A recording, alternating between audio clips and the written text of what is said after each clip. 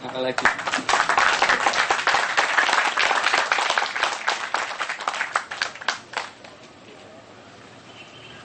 saya pinjam mic satu, lampunya mohon di on kembali. 1-2 pertanyaan aja Mas Agung. Tadi saya mengatakan kalau ada pemimpin Indonesia sejati, itu berarti dia bukan hanya pemimpin Indonesia tapi pemimpin dunia.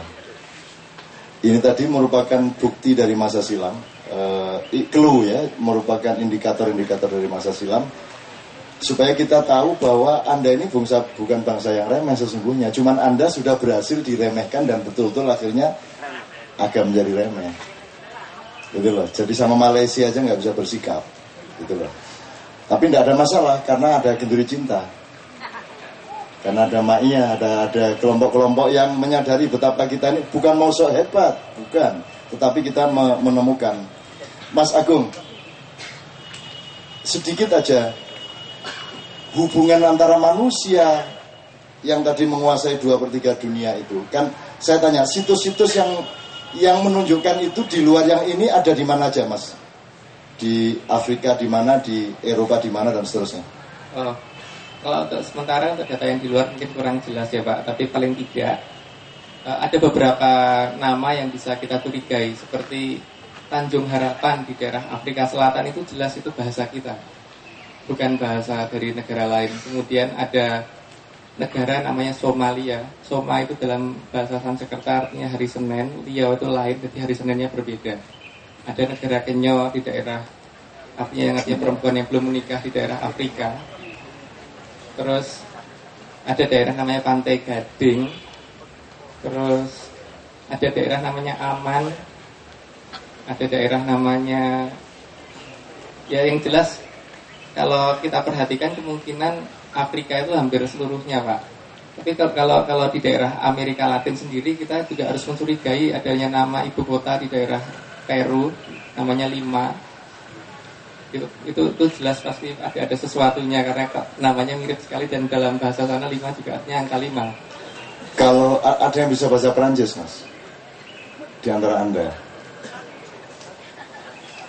Minggu apa Minggu? Capuci. Minggu, Senin, Selasa, Rabu nek bahasa Perancis apa nih? Kecurigaan Mas Agung masih bisa mengandung banyak kelemahan, tapi harus kita hormati sebagai indikator gitu ya. Jadi misalnya kalau Afrika Selatan itu bisa jadi itu baru beberapa abad yang lalu setelah Syekh Yusuf datang ke sana. Dan memang Kiai Kanjeng sendiri sudah akan diundang ke Afrika Selatan, karena di sana Islamnya Islam sangat NO. Nah, Kiai Kanjeng dianggap agak NO. Artinya tradisi-tradisi budayanya dan tradisi akhlaknya seperti itu. Kalau Pak Wijayanto ini Muhammadiyah yang kurang disukai oleh Muhammadiyah.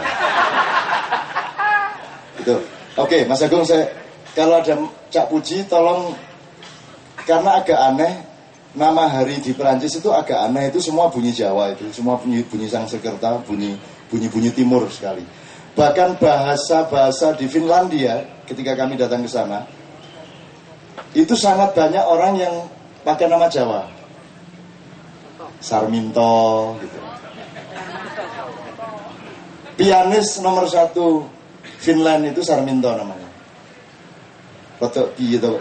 Kok tekan kene kele gitu, Podomoro segala macam gitu ya. Dan bahasanya orang Finland bukan bahasa dari bahasa Yunani, Mas Agung. Itu bahasanya lebih banyak dari timur. Nah, kalau Swedia mungkin masih dari Yunani, tapi kalau Finland itu lebih dekat ke Rusia, dan Rusia itu sangat timur dibanding barat, kan gitu. Makanya lagu-lagu Sunda tradisional sama lagu para petani di Rusia itu mirip-mirip. Kalau lagu Jawa agak lebih mirip Cina, tapi kalau Rusia lebih mirip Sunda, dan seterusnya. Ini pokoknya adalah bahan-bahan untuk kita menemukan tepung kita, di mana bangsa kita sudah pernah menciptakan butir-butir yang luar biasa dulu. Sehingga kita sekarang pekerjaannya adalah menumbuhkan kembali kepercayaan diri terhadap diri kita ini, terhadap bangsa kita ini. Bukan mau sombong, bukan mau apa, supaya kita mengenal tingkat kebangkitan yang harus kita lakukan, gitu ya. Mas Agung, saya satu pertanyaan lagi. Kemampuan-kemampuan bangsa kita di masa lalu yang sekarang sudah mulai hilang tapi masih ada indikatornya, itu misalnya apa saja?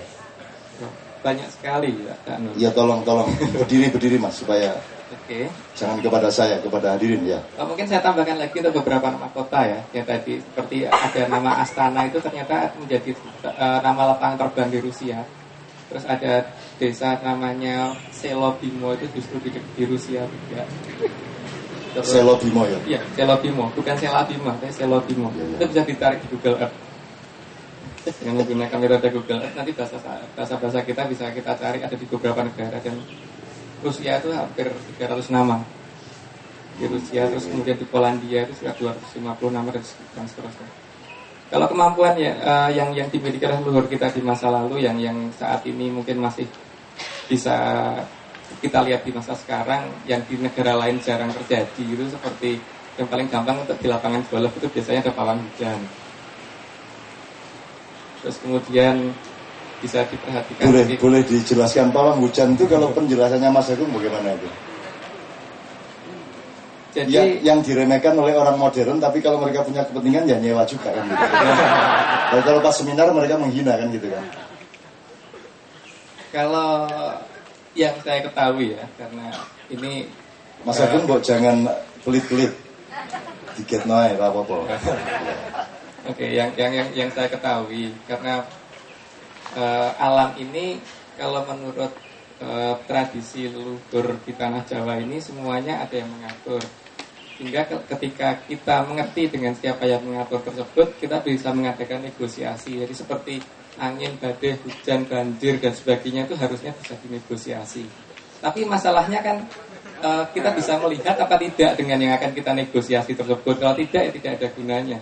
Jadi sini kan sebenarnya fungsi dari puasa tadi untuk supaya dilatasi waktu terjadi sehingga kita cukup untuk mempunyai frekuensi yang cukup untuk melihat yang harusnya kita negosiasi.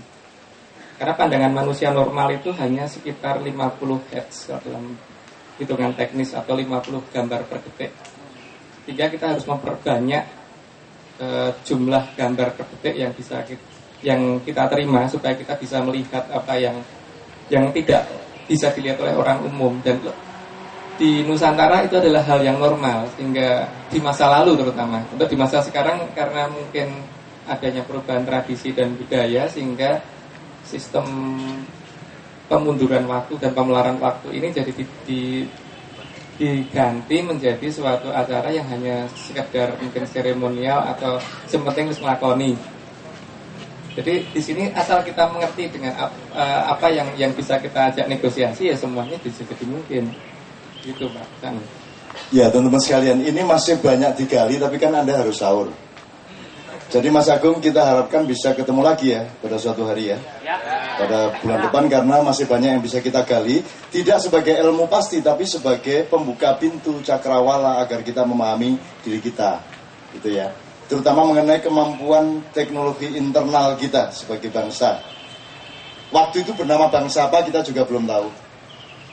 Tapi misalnya tentang pemelaran waktu itu, kalau bangsa rasional barat kan bikin jet supaya waktu menjadi tertaklukkan. Tapi kalau kita enggak, kita menyiksa diri, waktu menjadi melar. Kan gitu. Bertapa itu menyiksa diri, berpuasa menyiksa diri. Dan barang siapa mampu merenggangkan waktu berarti dia berjalan pada tingkat frekuensi yang tinggi.